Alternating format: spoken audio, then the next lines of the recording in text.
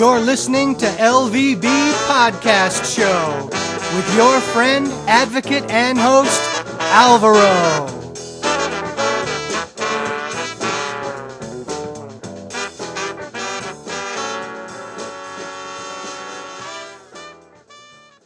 Hello and welcome to LVB Show. My name is Alvaro and I'm very happy to be with you tonight. Before I introduce our guest tonight, I have something to say. So I have been doing LVB Show now since 2011. It has been wonderful, much more than I ever thought it would be. It's a pleasure to do it. It's wonderful to have an audience that is very loyal to the show. And as you probably know, as loyal listeners, it's something that has happened to me is that I have not been able to have all the shows in one platform because of the cost of doing so. We're talking about probably 70, 80, 100 or more shows that I have done over the years. And it has been very frustrating not only to me, but to our listeners to not be able to find each and every show I have done. So I can announce that soon, meaning maybe 2 months or so, I'll be able to have in one platform all the shows that I have done until now, including tonight's show, so everybody can go and listen to it. It's going to be an accessible platform for people with disabilities, obviously, and it's going to be a very exciting time to be able to show everybody what we have been talking about regarding low vision, blindness, and the talents, abilities, and capabilities that people like me have to offer to this planet. And tonight we have another talented lady. Her name is Jo-Etta Kaye Lewis, and well, she comes from Oklahoma, and she is, if I believe I'm correctly, in San Antonio. I think she is right now, and she has a visual impairment. She's going to tell us about that. She's going to tell us about the book, and she has a lot to say, and I know you love to listen to that. So, without more things to say, thank you so much, Jo-Etta, for being with us today. Well, thank you for having me. I appreciate it. My pleasure, Jo-Etta. And the first question is, where do you come from? I'm originally from Oklahoma City, Oklahoma.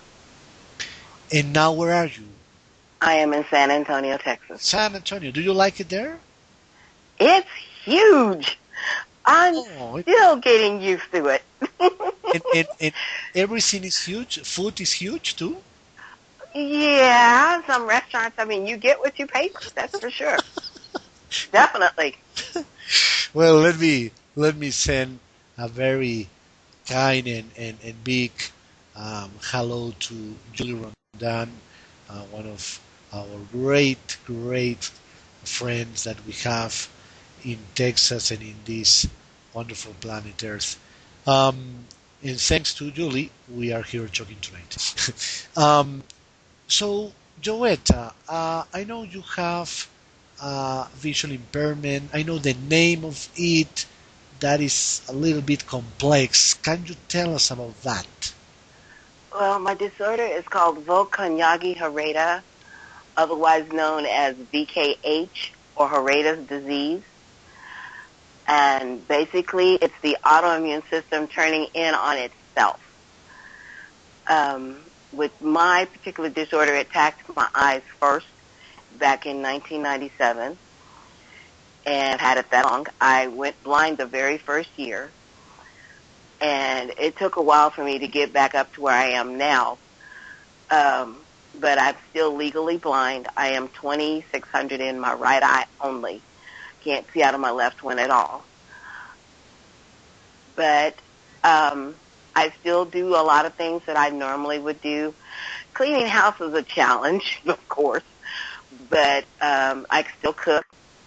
I still go places, but I plan them out now. So I've had to do a lot of changes in my life because of it.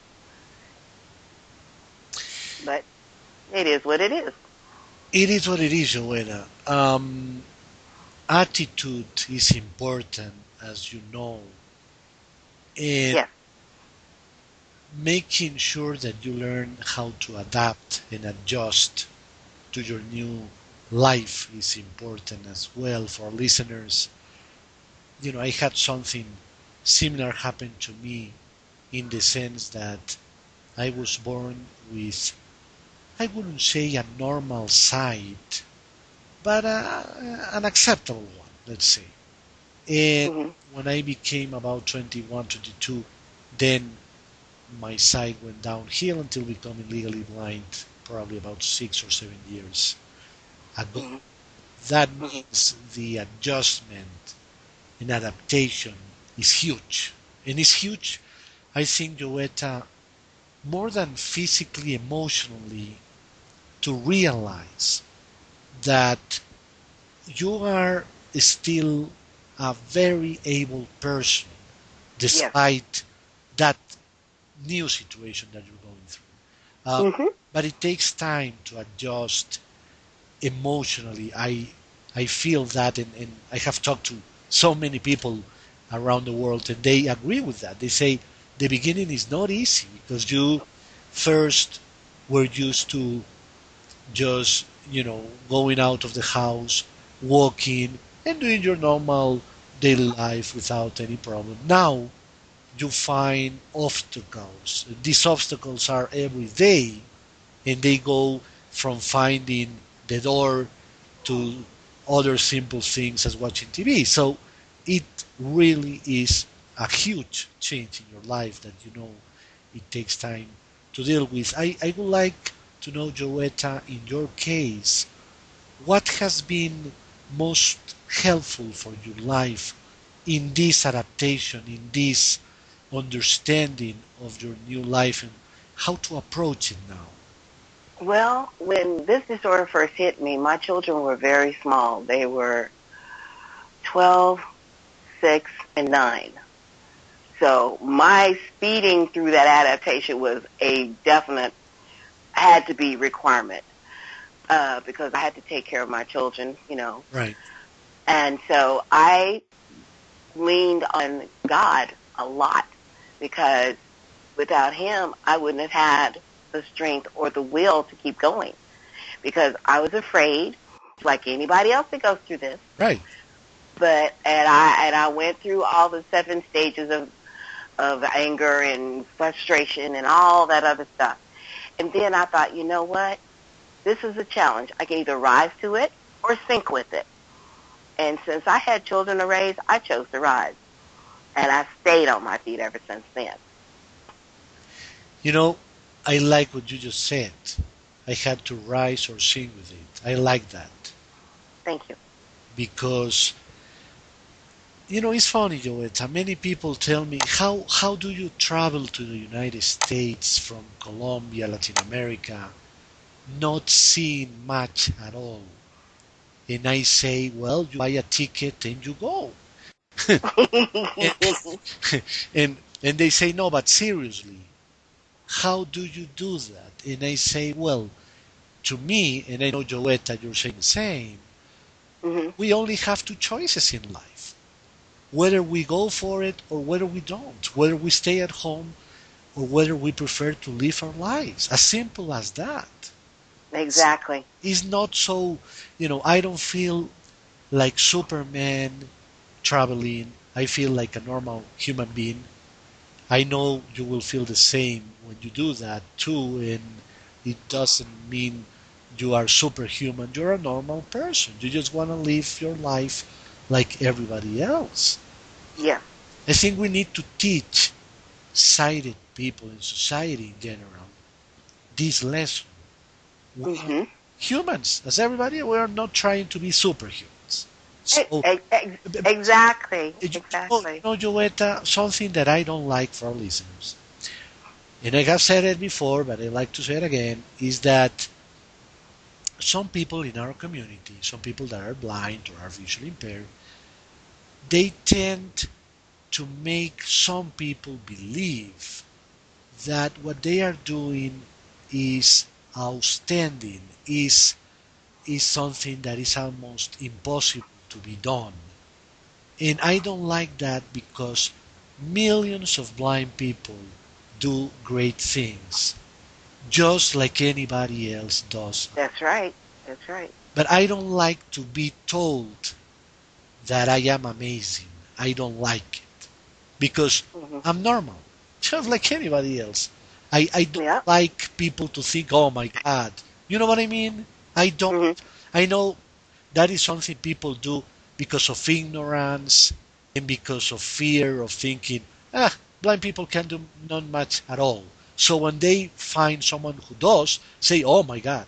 But the reality is that there's no oh my God. Everybody is doing a good job. So That's true. so that's something that I wanted to say to our listeners. Um, Now, your kids, how old are they? My kids are now 30, 27, and 24. And I now have 7 grandkids, including a 2-month-old. Oh wow, congratulations. Thank you. That- That's my daughter-in-law laughing. that's a good laugh.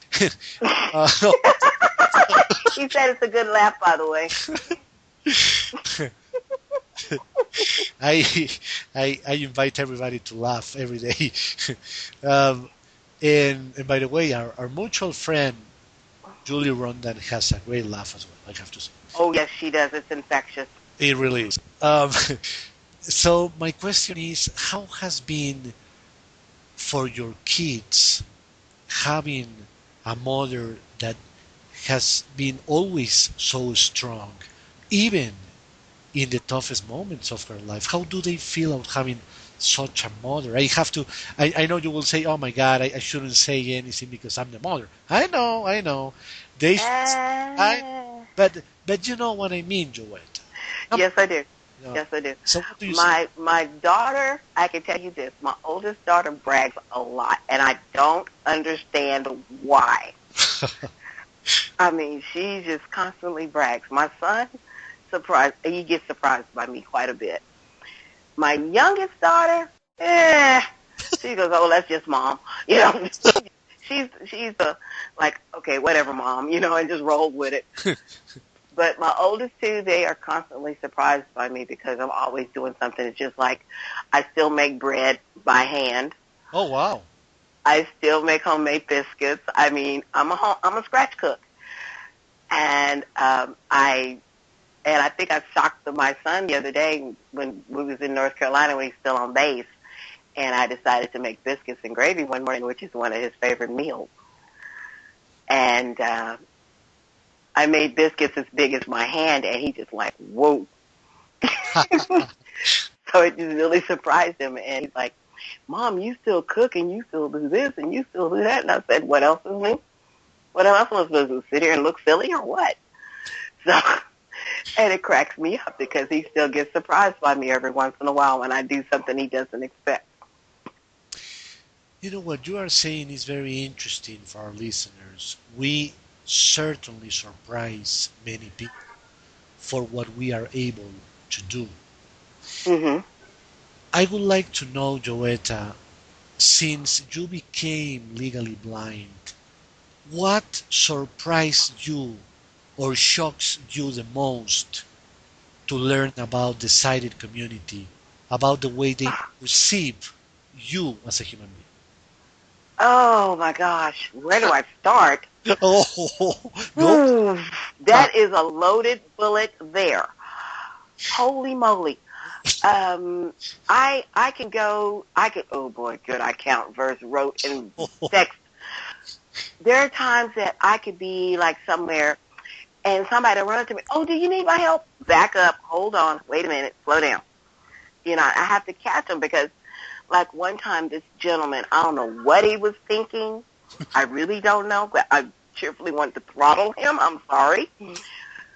But he grabs my arm and he's trying to lead me out the door.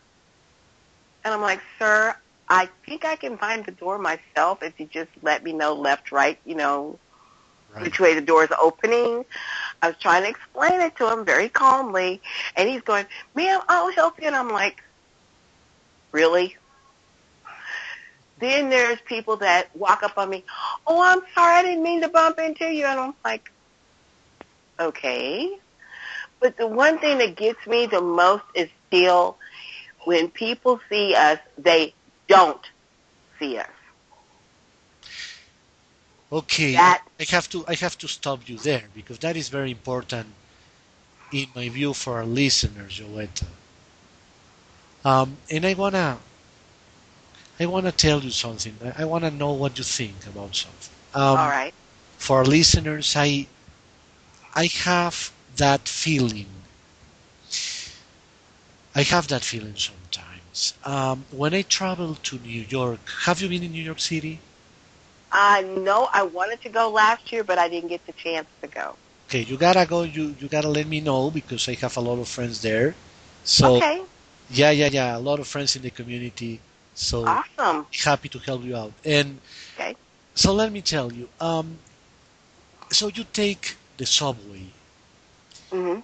and when people notice that you are there, is when they feel, oh my God, he's gonna knock this out or whatever it may be, and they're gonna tell you, okay, you need to sit down here, or let me show you when to sit down, ta ta ta. But after that situation of danger, of emergency, if you wish, that they have in their heads when they see that, oh my God, he may be in trouble. After that, you are invisible to them. In, Yes. in my view, this is just my view. There may be people that disagree with me, but that's what I think and that's what I feel. Yes. Yes. That I've ran into that so many times. In fact, I actually on our news line in Oklahoma, where I was part of their little paper we put out, I actually wrote a poem called "The Invisible," Oh, oh, and it was about this very situation. How I felt that we as a community, they say they see us, they say they notice us, but do they really, really see us with eyes that are open and a mind that's clear? But they don't. It's just like somebody's in the crosswalk and you're walking with your dog. And all of a sudden they're supposed to be 10 feet away from the curb when they supposedly supposed to see you, but then you get hit. And the first thing out of their mouth, oh, I didn't see him. yeah, yeah, And that just irks me to no end. And I'd be like, okay, people, what is it? We still have bodies. We still move. We yeah, still see. yeah, We still feel. yeah, Where are we invisible? yeah, yeah. Now, let me go to this subject in with a different perspective, so to speak. Okay. Let's say you have two, no, you have one gay person going into the subway. Now, Okay. now, in the 21st century, if that gay person, it may be a man, it may be a woman, it doesn't matter. Right. Do you think, Jo-Etta, and for our listeners, that if that person comes up to someone and says hello, it's very possible that they will start a conversation? Yes or no? It's very That's possible possible. It's because, possible. because they have a recognition in society today. They are not Mm-hmm. only respected, but they are visible for society. Right. Right. But we are not. So Right. what I'm saying, Jo-Etta, is that, for instance, let's say, um, okay, I'm gonna, please don't laugh. It's just an example I'm trying to give. Okay, Okay. can you tell me any actor that you like, any male actor that you like, that you say, oh my God, I wish I know him? A male actor that I would love to meet, Yes, Morgan Freeman. Morgan Freeman. Well, I would like to love to meet him too. But okay, Oh, yeah. or Denzel Washington too. So okay, but okay, we go with Morgan Freeman. Let's say a woman that likes Morgan Freeman uh, sees him in the subway, right? So Mm-hmm. he's sitting down there, and she says, "Oh my God," but not because he is Morgan Freeman. Okay, Okay. make like how he looks. Period. So she goes and talks to him, right? It happens all the time. Yes. Okay, and if the opposite, and you have a guy and you have Angelina Jolie, most likely the guy is gonna go to her. Is the way it is. Okay, Mm-hmm. so have you seen? We have done two examples. a gay person and a good-looking person. But if you have someone with a disability, it may be blind, it may be in a wheelchair, whatever it may be. Mhm. If the person may be in danger, in general, people will help you. But once they don't see the danger, they let you go and they don't want to know anything about you because they say, as a good citizen, I did well. Goodbye. That's Yes. where my criticism goes in. Yes. Because they, in general, Jo-Etta, and I say this because I have met hundreds of people on the subway in New York in years, and from those hundreds, maybe I made two or three acceptable friends, meaning we kept in touch maybe a week or two. But Mhm. in general, people choose not to engage in a conversation with you other than saying, "Oh, I hope you have a great day." Yeah. Pleasantries. So people sometimes criticize me saying, "You are incorrect because New York is different. People run from place to place." The problem is, Jo-Etta, I talk to people in other cities and they tell me the same. It's not like Mhm. everybody, people wants to be friends with a blind person. And that's something Mhm. we need to change. Because, Yeah. as you say, we are human beings. We deserve the same as a gay person, a black person, a Latino Mhm. person. We are Mhm. human beings. That's So it. I feel that in a way we are to blame also, not only society. You know what I mean? Um, Yeah. I'm, I do. what I'm trying to say is that yes, people could do better, but we could do better too. Yeah, because we can open up our mouths and speak up.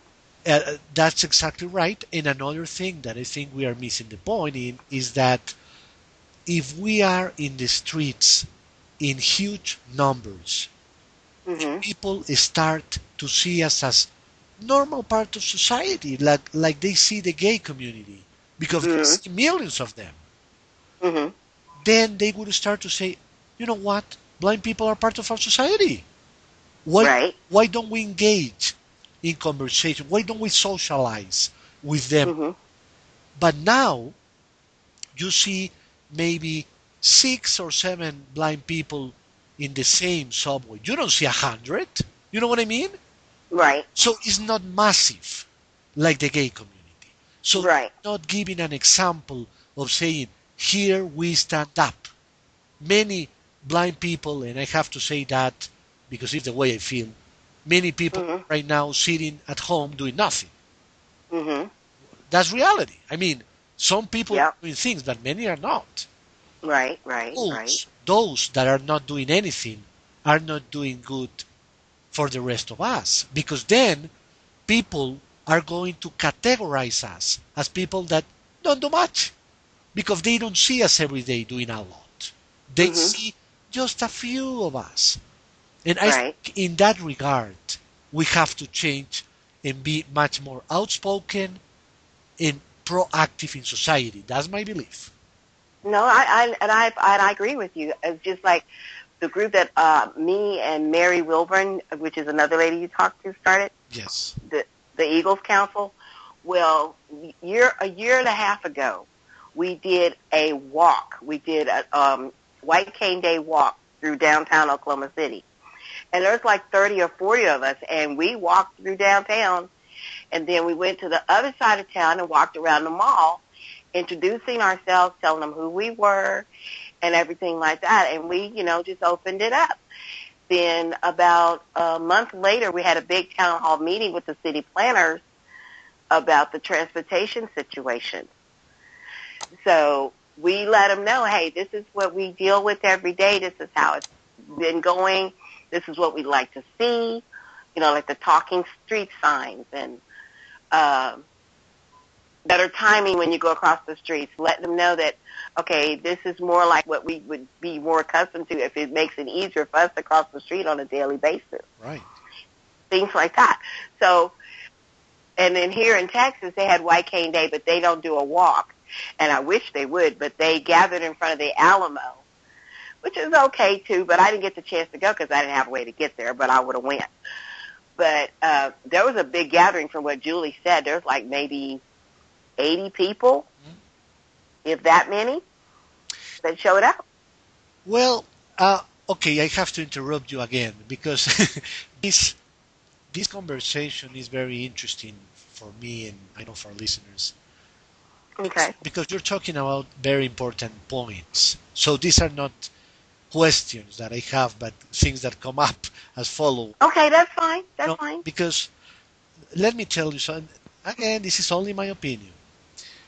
I went to the first ever Disability Pride Parade in New York this past July. Ah. Yeah, I was able to march in that Disability Pride Parade, which was very good. But do you know how many people in New York City are visually impaired? Quite a few. Quite a few. We're talking about almost 1 million people. How many people? We're talking about one disability. Only one. Okay? Mm-hmm. There was Disability Pride Parade. All disabilities. Right. How many people did march at the Disability Pride Parade, do you think? Not even 1,000. Well, if we were 5,000, we were a lot. So my point being, if in the United States, if in the capital of the world, where you have almost 1 million people with disabilities, only with blindness, not with disabilities, obviously more people. If you do not have this amount of crowds, maybe 10,000, 15,000, 50,000, whatever maybe, something is not great. Now, someone may tell me I'm wrong, and maybe it's not 1 million people with visual impairment, maybe it's 400,000. I may have not the right number right now, but it's all disabilities together. I'm absolutely sure I'm not so far away from 1 million because I read that last week. Okay. But my point being, shouldn't we have hundreds of thousands of people marching for our rights, for our pride, etc., instead of maybe 4,000? I know you, Jo-Etta, are going to tell me, but it was the first time. Yeah, it was the first time. We're talking about New York City. We're talking about a city that has all the resources in this planet to do something huge. In my view, as time has gone by, it's disappointing to see the little response of the community. In my view, that is only my view. Yeah, I know people will disagree, but I believe we can do much better than that. I think you're right. And I think, Jo-Etta, that if we don't do better than that, then don't complain. I understand now. I think a lot of people, and I'm speaking from what I've noticed Sure. over the years that I've had my disability. A lot of people are nervous about getting out in public, but I've told them before, I said, if you were out in public before, what should have changed any now? Just because you have this disability should not change the fact that you have a voice. And Jo-Etta, what I'm going to say may be controversial, but that's my belief. I did an interview with the organizer of the Disability Pride Parade. And he told me something that I agree with. I know some listeners will disagree, but I agree with. And he said, when you have a disability and when you accept your new situation in your new life, in my view, he said, you need to become proud of who you are. Right. Well, I agree with that. I don't see why, Jo-Etta, you, me, or any of our listeners should be any ashamed of having any disability, walking. Of course not. So I do not understand why aren't we on the streets celebrating our lives instead of losing our lives, being at home, watching or listening to TV. I really don't understand. Because if we are not aggressive about taking our lives back after we thought we lost them, because that's reality for many people, Jo-Etta. They say, Mm-hmm. Mm-hmm. oh my God, my life is over. They say that. And that's true. And I've noticed that. So when you understand that your life is not over at all, why don't you regain control of your life and say, here I am, here I stand with what is myself, my pride and I. So I'm trying to understand, and this doesn't happen only in the US, it happens in the UK, in Canada, in Australia, and obviously where I live in Latin America. People Right. don't show their pride in their disability much at all. But I have news for you, Jo-Etta. The gay community does. That's true. The That's true. difference is that the gay community, they are doing whatever they want to do, whatever they need to do. They are protected by law everywhere internationally, and nobody messes with them because they are respected and valued. Why? Because they love themselves and they value themselves. That's why. Mm-hmm. Mm-hmm. And I know that, in fact, what was it? About a month ago, I was at a meeting for visual acuity, and this one lady, she goes, I get out when I can, but I'm really scared to get out because it's been so different, and I just really just don't want to do it anymore. Okay, and I'm looking at them like, wait a minute, did you give up before this happened? And she looks at me really funny. I said, it's a simple question. Did you give up before you lost your vision?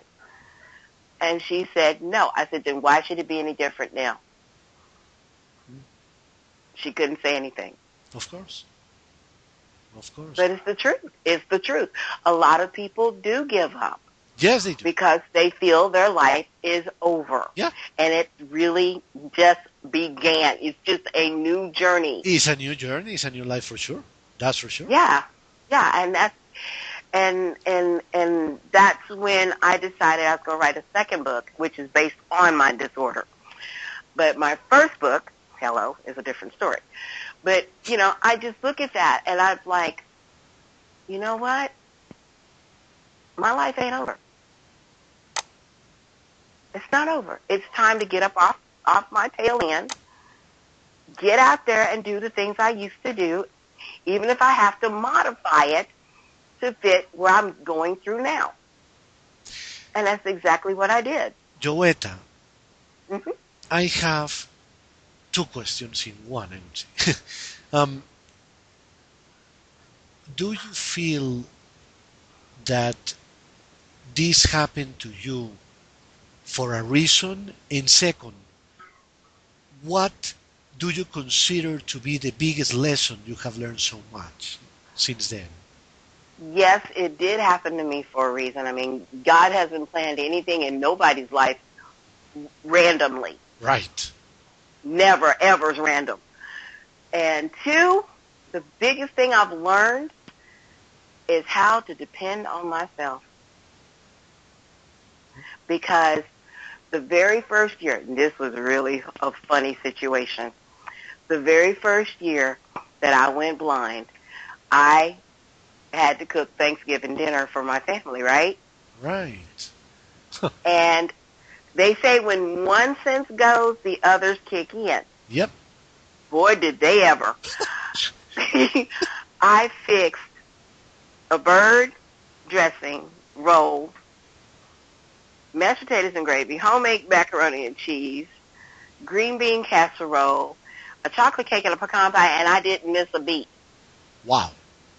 Not one beat. The turkey was completely done. And that was my biggest worry, was that bird.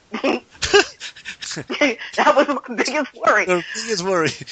That was my biggest worry because I didn't want to serve a raw bird. You know what I'm saying? Right. I know. Yeah, that would have. But it would have been disastrous. Right. But I did that, and then my kids learned that moms pick it up on scents and things. So all of my seasonings, I could sit there and sniff the seasoning and could tell you what it was. Incredible. And my kids would try to stump me, and it never worked.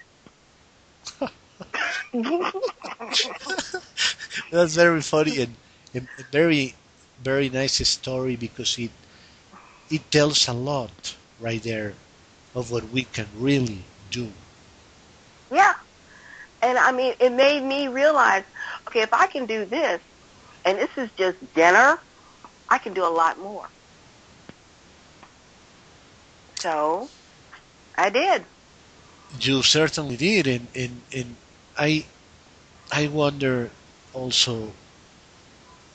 You seem to have a very good attitude. Am I Thank you. correct? I've been told that a lot, about a lot of doctors mainly. A lot of doctors that I've met, since every doctor I've gone through, since I've had this disorder, they look at me and they go, how are you doing this? I said, well, I'll put it like this. This disorder is something that happened to me. It does not define who I am or what I will become. Right, right. And and Jo-Etta, sorry to interrupt you so much. Oh my God, but You're fine. it's only because it's exciting. It's good to interact when you hear so many interesting things. And something that I say to people is no one says, "Oh, look at that! That is a blind singer." When they see Stevie Wonder. They say, "Oh my God, it's Stevie Wonder." You know, Yeah, exactly. we're talking about a genius, Oh, yes, he is. regardless he sees or he doesn't see. So he's never defined by that. We are not defined by that, No. and we have to be careful in how we react to what happens to us. Yes, Because yes. let me tell you a little story that I have told our listeners one or twice because I think it's very revealing. I was at the Penn Station in New York. I was going out of a train, and the train driver said, "Can I help you?" And I said, "Yeah, sure, you can help me out because this is huge. I don't know Right, where I'm going." So right. he says, "Excuse me, but why are you smiling?" And I said, "Why not?" And he said, "Well, but you don't see." And I said, "So?" And he said, "Well, it's not like I would say it's a big deal, but many in New York that are blind, they don't treat you very well when you try to help them, but you do." And I said, "Well, I'm not a New Yorker," but I didn't say that as a joke. I, I understood. I just said I'm from outside the country, but it doesn't matter. I mean, there's obviously I have many friends that are blind that are very good with other people when they try to help them. And he said, Hmm. "Yeah, maybe so, but many people that I try to help, they insult me and they treat me badly." Oh, And I said, "Well, to be very honest with you, if that has happened to you, shame on us, because the reality is that you cannot ask to be treated right if you don't treat people right." that is so true. So we have to be careful, Jo-Etta, in what is the message we are trying to give the world about Hmm. us. Hmm. Because it depends on us. We have a responsibility. I know some people say on social media, "Oh, society have the responsibility." No, we all have the responsibility. It's not That's right. only society treating us or doing this. We have to step up to the plate as well, as Stevie Wonder did for the community, or Ray Charles did for the community, or so many people do every day. So I Yep. think we are all to blame until we make a real change in society. So I really like your attitude.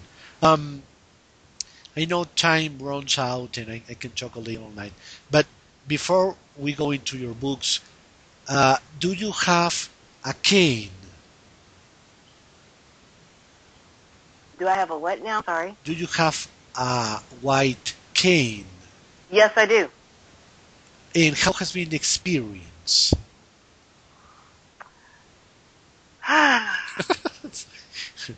Wow. Oh, it's powerful. Matter of fact, my first weekend here in San Antonio was a perfect excuse.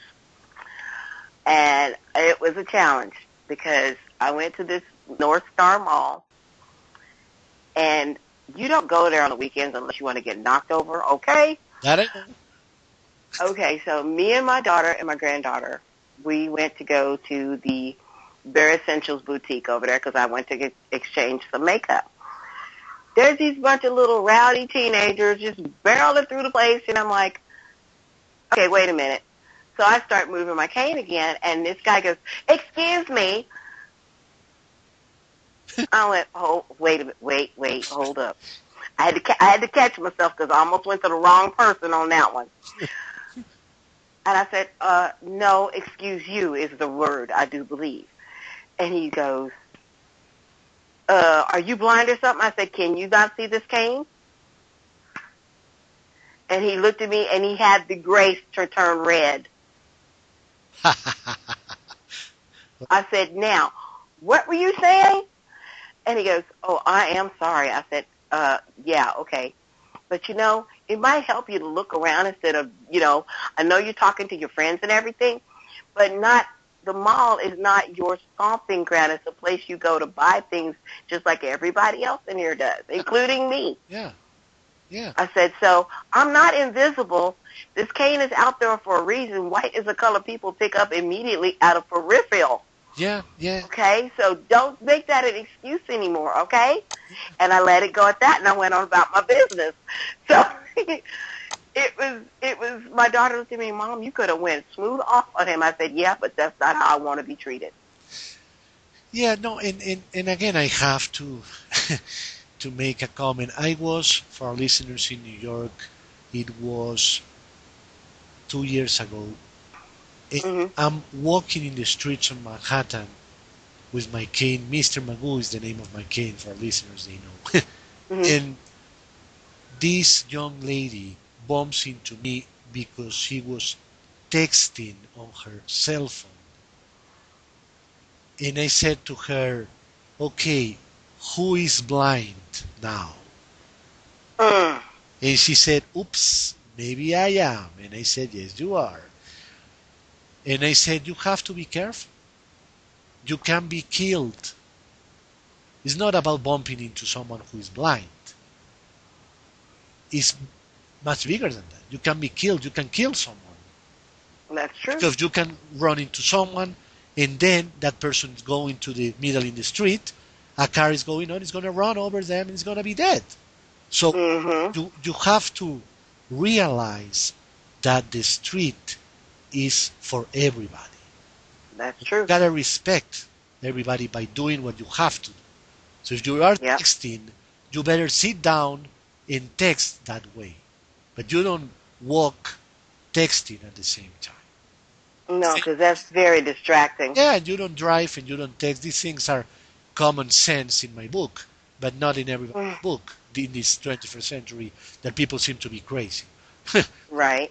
Um, Right. So I like what you're saying. Now, do you feel more comfortable now with your cane, walking and everything? Oh, yeah. I have no problem with it. As a matter of fact, I was in a building called the Medical Arts and Resource Center, which they call it the Mark here. And I was on my way out of the building, and one of the guys walked with me. His name is Joshua. He's really sweet. He always makes sure I get down to the main floor and make sure I get to the door. Well, okay. Well, I'm walking, and this woman's not paying attention, running her mouth on the phone, and my cane's right on the right-hand side, okay? She's not watching where she's going, and she trips over my cane. Oh, wow. And she looks up at me like it's my fault. Right. And I'm like, I'm sorry, but I am blind legally. And she looked at me real funny. And Joshua said, she is legally blind, ma'am. That is her white cane. And the woman didn't say anything, but boy, if looks could kill. And I don't get it. I'm like, why do y'all still act like we're invisible? We're not. Yeah, and Jo-Etta, it has happened to me too. It has happened a few times. People blame you because you have your cane in the middle, and they say, oh, look where you're going, sir. You know what I mean? And Right. who have the sight? Who is able to see the other person coming? Give me a Right. break. You know what I mean? Give me a break. Oh, Use oh your yeah. mind, Oh yeah. use your intelligence, because Yep. we have to understand what we are doing. Yeah. I think this. I came to this interview, to be honest with you, Jo-Etta, thinking we're going to talk about these books and everything. But no. And I say that in a great way. But it's more powerful. What? We're hitting more subjects that need to be hit. Yeah. No. Not more than it to be hit, but more than I expect to be hit, which is great because Hmm. it's more deep. You know what I mean? Yes, I do. We are going into subjects that people are saying, "Oh, this happened to me. Oh, I understand." This, as Oprah Winfrey used to say, these aha moments that people have. Because it Hmm. happens to all of us at the end. Yes, it is. And that's what got me to writing that poem called The Invisible, because I mean, just watching things happen throughout the entire time, from the time I lost sight, regained, lost it, regained it, lost it, regained it, and then regained it again. Just watching how people treated me, because some people swore and damn, I wasn't blind when I was low vision and I didn't have a cane. Oh, you're not blind, you can see, blah, blah, blah. Okay, and then when I'm in a situation where I really couldn't see very well, oh, you can see that, come on, you can see that. And Jo-Etta, how can we read that? It was next to impossible. I'm like, hold on, let me explain what I can see. So when I break it down and explain to them what I could see and what I can't see, I said, it's really hard for us to tell the difference. I said, I know, because I don't act like I'm blind, for number one, even though I know I am. I said, I try to be like everybody else, which is what you're supposed to be. Right. It's a condition. It's not a life sentence. Right. And and Jo-Etta, can we read that text, that invisible text that you did? Well, I don't have it in my head, but I can basically paraphrase it. Um, yeah, we're good. And that's my son, by the way. Oh. And he was asking how you thought about me and my vision. See, he hardly pays attention to it. See, because he's so used to me doing what I do. There you go. Perfect. There you go. Perfect example, life. Yeah. So with the visible, I talked about how we go through our daily tasks on a daily basis. We see everything there is to see because we see with eyes beyond the sighted person's view. Right. Okay? We see things that nobody else would think to look at. Right. Which is the deeper inner person. Right. Okay? And then those in the sighted world, all they see is what's in front of their faces. Yes. They don't see how a person reacts to things right off the bat. They don't see how you are moving. They don't pay attention to what's right there and then. They pay attention to what's immediately in front of them. And Jo-Etta, if I may, they also prejudge with their eyes, because if they see someone with a cane, then for them instantly becomes invisible compared to people without a cane. Yes, and that's where I got down to at the end, how we are invisible. And I'm like, you know what? We need to make a stand. We need to make a point of letting people know, hey, we are out here. We have a voice. We count. We care. We feel. We see. We do. Nothing any different than what you or I in the sighted world have been able to do before or since. Right. Come on. We're no longer invisible. We are a group. We are united. Well, I would hope to find us united one day. Me too. I can't say we're united now, but I would love to see that happen. Me too. I would really love to see that happen. Me too. Because, I mean, it's just, because like you said, only a few of us, it doesn't make an impact. No, it doesn't, no. But if we, did the Million Man March like they did on Washington, D.C., maybe, just maybe somebody will sit up and go, whoa. Yeah. Because people need to get up out of their houses. They need to get out of their apartments. They need to come up on one night when there's all kinds of activities going on in San Antonio. There's all kinds of activities going on in any country in the world Of course. that are, yo, adios, muchacha. That's a good Spanish. Thank you. They're getting ready to go to the American Legion. He's a former Marine. Oh. So, yeah, he's going to his meeting. But, I mean, I'm hoping one day that we can get up out of our houses and quit being afraid to speak up for our own selves and find a voice and find a hand and grab that person and say, come on, let's go do this. Yeah. You know, keep grabbing people till we get them all together one day and just say, hey, look, this is us. We are not invisible. Yes, I'm with you. I think it's a wonderful paper you did because that's the way I feel it. You know, I felt it on the subway, and I feel a lot that situation. And if people, and this is not being biased or anything, but the reality is for listeners, for sighted people, if you did the experiment of trying to reach out for us, trying to learn what is going on in our lives, besides trying to help us get to the door, besides that, really trying to get to know us, you would be surprised at what you learned. Yes. In fact, that's what I told one lady at church one day when I was in one of those moments of weakness. I said, if people could just look past this cane to the person that's standing with it and see me and not the cane, see me and not my blindness, you'd be surprised at what you do see. Yes, absolutely. And to be honest with you, I have to say for listeners that, it makes me feel good when, people meet me and they learn that, I've done, and I will do a lot in life, regardless of my disability. People are surprised, and people say, "Oh my God, I didn't know you were able to do this or that or the other." And I say, "Well, I am like so many people with my disability." And when you see someone with a disability, don't prejudge. Don't think they are unable, because obviously we are able, but they don't know, or they don't think, or they have no idea what's going on. So they need to give everybody a chance. Not only sighted people, not only, fully able people, whatever it may be, but everybody in this planet deserves a chance to show who they are in sight and what they are capable of doing. Okay, so two final questions for Jo-Etta. One is, tell us about the first book. Second is, tell us about the last book. Okay.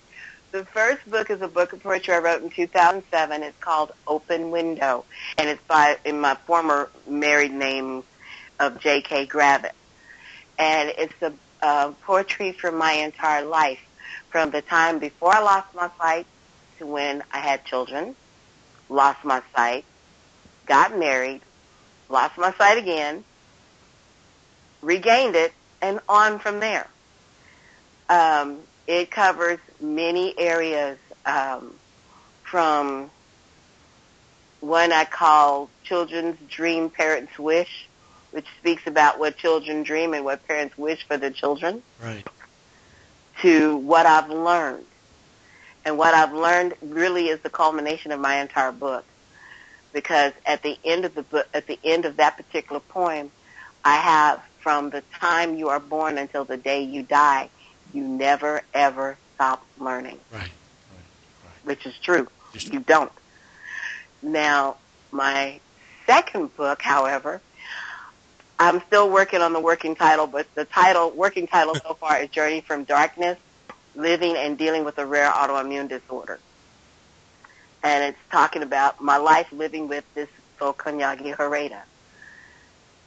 So, and it's been almost 18 years running now, and it's going to be a lot of me in that book and a lot of me on the floor when I'm done, so to speak. because it's going to take me through the ups and downs of going through therapies and ups and downs and going through back and forth with vision and my children's lives, how it affected them, how it affected my ex-husband's life, and then being on my own again and how it's affecting me today. So it's going to take a lot of you to do that. Yes, it is. Those are the best books. Yeah, it's a book that's long been coming because fortunately for me, the doctors at Dean McGee in Oklahoma City, Dean McGee Eye Institute, when I told them what I was wanting to do and put it in layman's terms, because let's face it, there's not a lot of books out there about rare autoimmune disorders that the everyday man can understand. Right. Without a bunch of medical jargon, right? Right. Okay, so when I told them that I wanted to do this, I got their blessings, their pats on the back, and actual parts of my chart to put in the book. Oh. So they're waiting on first draft so they can see what I wrote. So I think they're going to help me with the book. They're pretty much helping me with the book. And because they've been with me, I mean, I can call them even to this day, and I'm here in Texas. I can call them to this day and say, hey, this is what I'm trying to do. How do I put this in this way? Or I got a question. Can you answer it for me? And they'll call me back and answer me. Well, you are touching an important point in raising awareness about this in an educational way, not in a medical way. So families also understand what's going on with this. Yes. Yeah. And tell me something. Okay, two things before I let you go. Okay. I'm curious about, do you use a smartphone or tablet? I have a smartphone, yes. I have an Android. What kind of Android? Galaxy Note 4. How happy are you from 1 to 10? Depending on what I'm doing on a basic day, I'd say about a 7, maybe. Not bad, not bad. Tell me, what kind of applications do you like?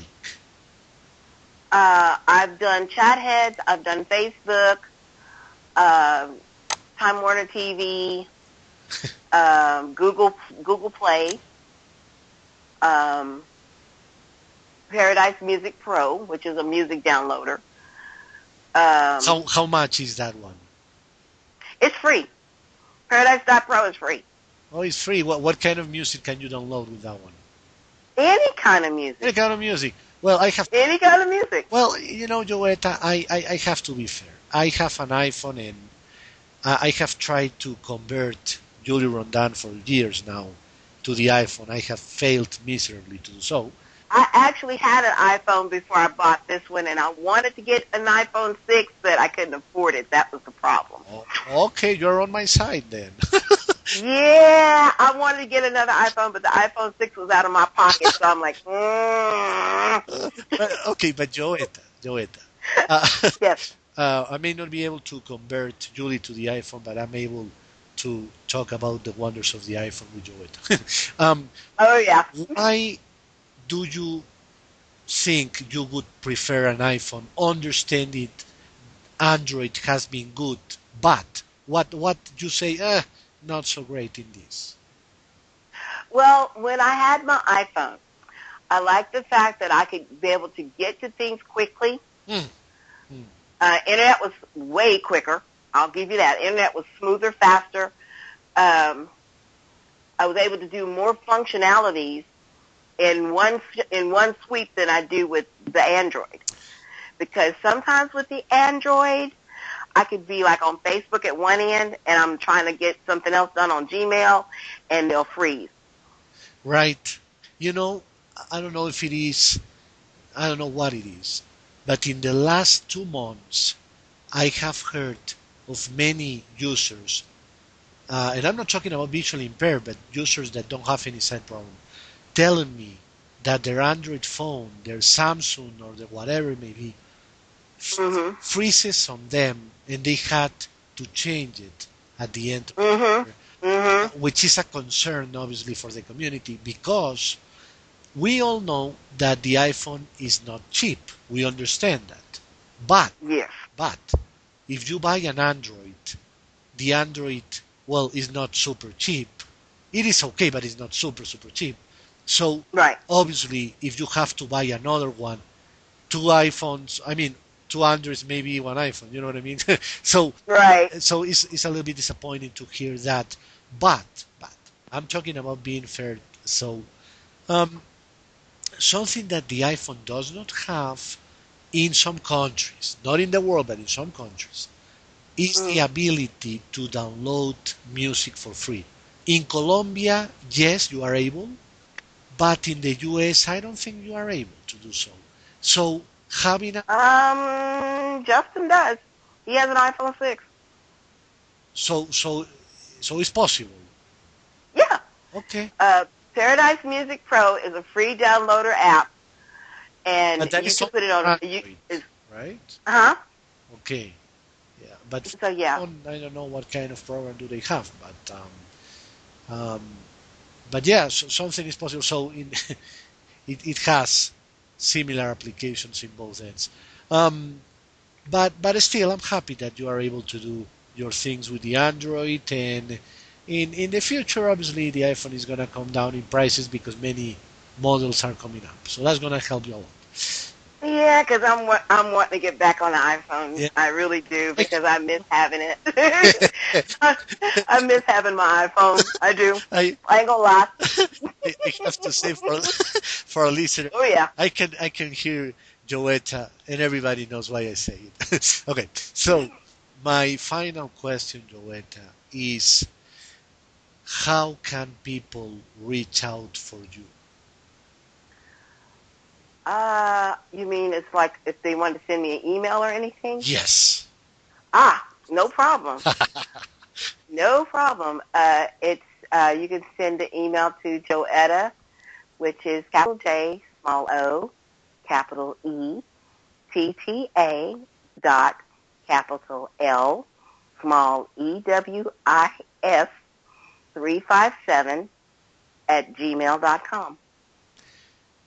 Pretty easy for our listeners.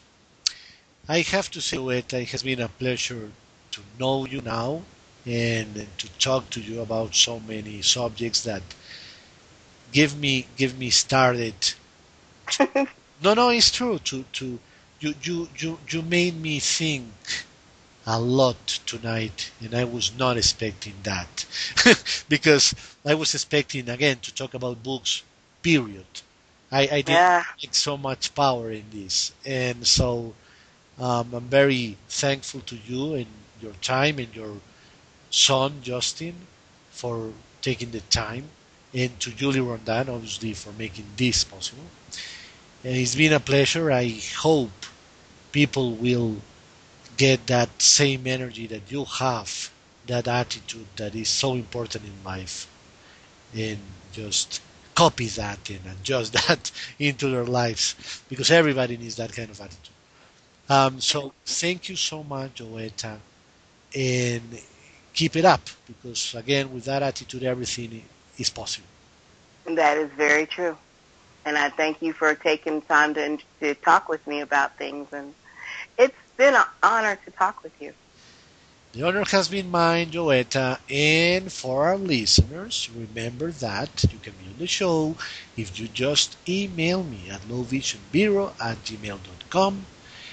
This interview is going to be posted on YouTube and soon enough in that other big platform that is going to be super exciting to share with everybody. So that's all for now. So this is Alvaro from LVB Show saying good night.